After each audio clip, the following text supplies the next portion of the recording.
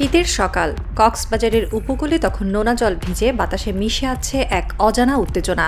সমুদ্রের ঢেউ গর্জন করছে, কিন্তু তার শব্দের ভেতরে যেন চাপা পড়ে আছে এক রাজনৈতিক ঝড়ের শব্দ। দূরের রেডিওতে বাজছে খবর, ভারতের প্রধানমন্ত্রী নরেন্দ্র মোদী টানা বৈঠকে ব্যস্ত। দিল্লির সাংবাদিকরা বলছে তিনি অস্বস্তিতে আছেন। বাংলাদেশে ঘটছে এমন কিছু যা তার দক্ষিণ এশিয়ার এক ছত্র প্রভাবের ভিত্তি নড়বড়ে করে দিতে পারে। ঢাকার রাস্তায় তরুণদের মুখে এখন নতুন স্লোগান, কেবল নিজের পথ। ইউনূস সরকারের ডিজিটাল বিপ্লব ভারতের উপর নির্ভরতা ভেঙে দিয়েছে। বাংলাদেশ আর ভারতের ট্রানজিট দিয়ে ইন্টারনেট নেয় না, সিঙ্গাপুরের সঙ্গে সরাসরি সংযুক্ত হচ্ছে সাবমেরিন কেবল দিয়ে। এই একটি লাইন বিচ্ছিন্ন হওয়ার সঙ্গে সঙ্গে নয়াদিল্লির কূটনৈতিক কক্ষগুলোতে নেমে এসেছে ঘন ছায়া। মোদির টিম বুঝতে পারছে এটি শুধু প্রযুক্তির খবর নয়, এটি তাদের কৌশলগত পরাজয়ের সূচনা।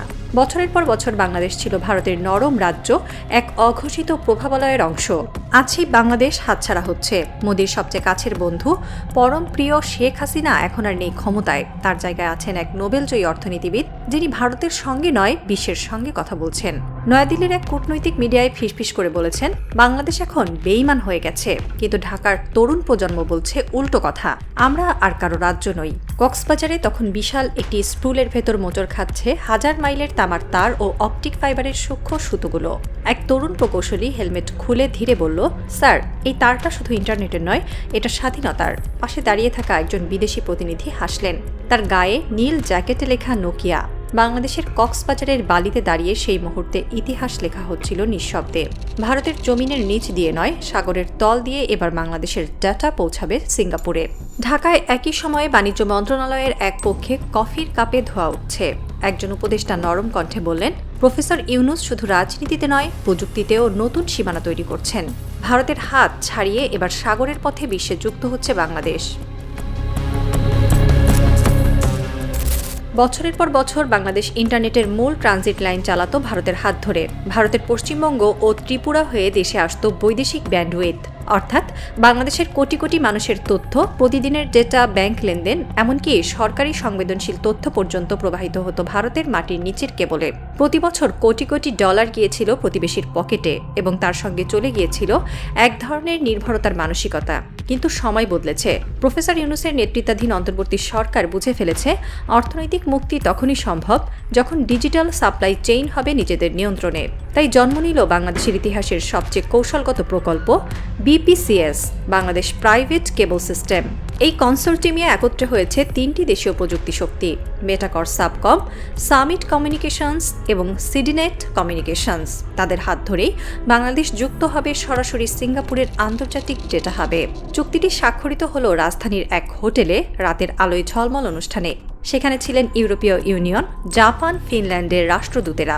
যেন বার্তা দিলেন, বাংলাদেশের ডিজিটাল মুক্তি শুধু আঞ্চলিক নয়, এটি বৈশ্বিক ঘটনার অংশ। সাবমেরিন কেবল মানে শুধু ডেটা পরিবহন নয়, এটি এক কৌশলগত শক্তির প্রতীক। যে দেশ নিজের ইন্টারনেট রুট নিয়ন্ত্রণ করতে পারে, সেই দেশই ভবিষ্যতের অর্থনীতি নিয়ন্ত্রণ করতে পারবে। বিশ্বব্যাপী এই কেবল নেটওয়ার্ক এখন ভূ রাজনীতির অদৃশ্য যুদ্ধক্ষেত্র। আমেরিকা চায় নিজের কোম্পানিগুলো দিয়ে নেটওয়ার্ক চালাতে, চীন গড়ে তুলছে বিকল্প রুট, আর দক্ষিণ এশিয়ায় ভারতের ছিল একক আধিপত্য, যা ভাঙতে যাচ্ছে বাংলাদেশ। বাংলাদেশের নতুন সাবমেরিন কেবল কক্সবাজার থেকে সোজা যাবে সিঙ্গাপুরে, দূরত্ব প্রায় ২৫০০ কিলোমিটার। কিন্তু প্রতিটি মাইলে খোদাই করা থাকবে আত্মনির্ভরতার প্রতীক। নোকিয়া দিচ্ছে তাদের সর্বাধুনিক SLT submarine line terminal equipment প্রযুক্তি, বাংলায় বলা যায় সমুদ্রতল ডেটা টার্মিনাল ব্যবস্থা। এর বৈশিষ্ট্য কম বিদ্যুৎ খরচে, বেশি ব্যান্ডউইথ ও নিরাপদ সংযোগ। এই প্রযুক্তি ব্যবহারের ফলে বাংলাদেশের ডেটা ট্রান্সমিশন হবে দ্রুত, নিরাপদ ও স্বচ্ছ।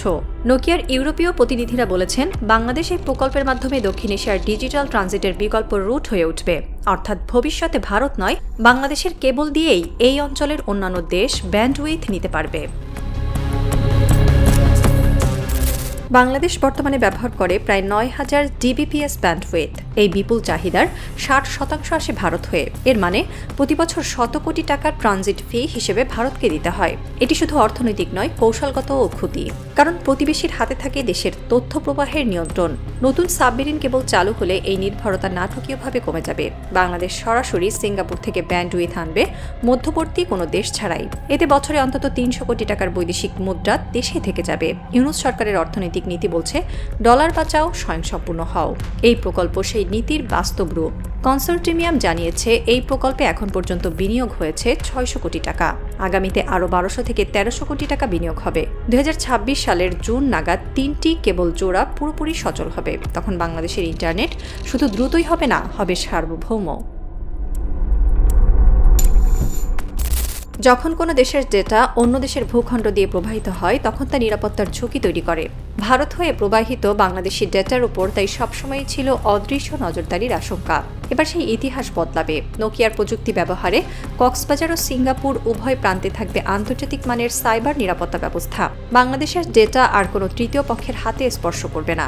সরকারের এক কর্মকর্তা বলেছেন, এই প্রকল্প চালু হলে আমরা শুধু ইন্টারনেট স্বাধীনতা নয়, তথ্যের স্বাধীনতাও অর্জন করব।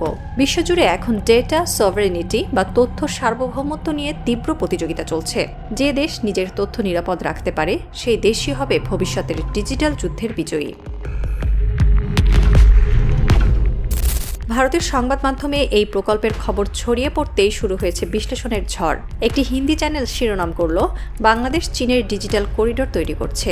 অন্য এক সম্পাদক লিখলেন, ইউনূস সরকার ভারতের জন্য নতুন মাথা ব্যথা। বিশ্লেষকরা বলছেন, এই প্রকল্প শুধু প্রযুক্তিগত নয়, কৌশলগত। এটি ভারতের তথাকথিত ডিজিটাল আধিপত্য নীতির উপর সরাসরি আঘাত। বাংলাদেশ এখন এক নতুন ভূরাজনৈতিক শক্তি, যে শক্তি এসেছে তার নিজস্ব অবকাঠামো থেকে। ইউরোপীয় ইউনিয়ন ও জাপানের রাষ্ট্রদূতের উপর উপস্থিতি কেবল আনুষ্ঠানিকতা নয়, এটি এক বার্তা, বাংলাদেশ এখন বিশ্বের ডিজিটাল মানচিত্রে গুরুত্বপূর্ণ খেলোয়াড়। ভারতের জন্য এটি এক ধরনের স্ট্র্যাটেজিক শক। সাবমেরিন কেবল চালু হলে এর সুফল সবচেয়ে বেশি পাবে সাধারণ মানুষ, কারণ অপারেশনাল খরচ কমে আসবে, বিদ্যুৎ খরচ কমবে, আর মধ্যবর্তী দেশের ট্রানজিট ফি না থাকায় ব্যান্ডউইথের দামও কমবে। অর্থাৎ ইন্টারনেট সাশ্রয়ী হবে ও দ্রুতগামী।